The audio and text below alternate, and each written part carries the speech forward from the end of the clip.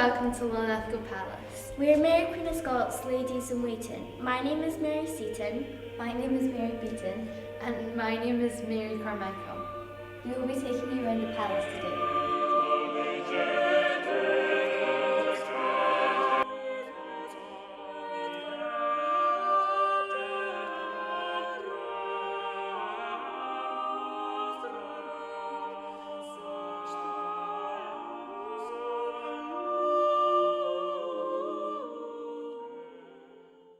This is the king's bedchamber. This is where the king would have slept and where he would have spent some of his time. Now over here you can see a trapdoor. Beneath that is stairs that lead down to where the king would have kept his crown jewels and all of his valuables. On the way down there's a false step, so that if an intruder tried to come in, they would fall down one of the steps, hurting themselves, making a noise which would alert the king, who could get one of his servants to go and get the intruder out, so he could behead him or choose what his punishment was. Now above the trapdoor would have been a rug, and that meant that no one would know there was a trapdoor there. Now above us is where Mary Queen of Scots would probably have been born, as this is the Queen's bedchamber, and above that is where the nursery would have been, which is where all the children would have slept.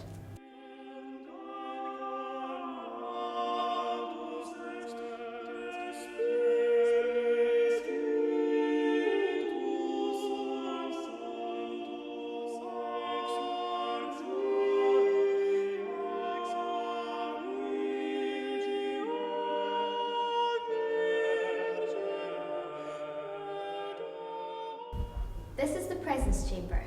This is where people would come to ask the king for favours.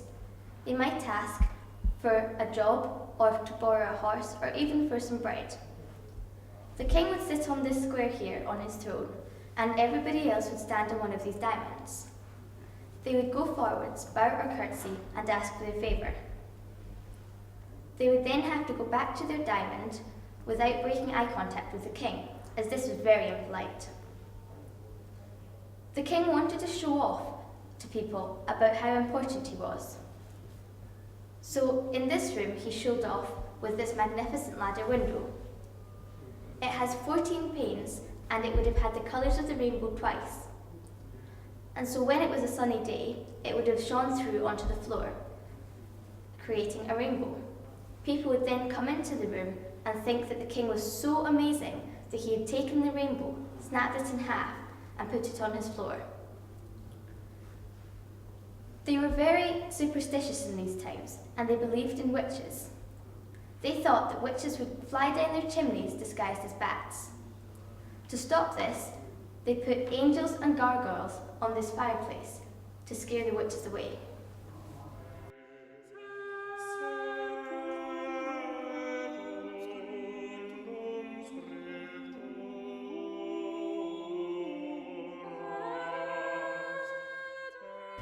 There was 3 different ways of cooking in the court kitchen. The first one was the pie oven. So over here is the pie oven.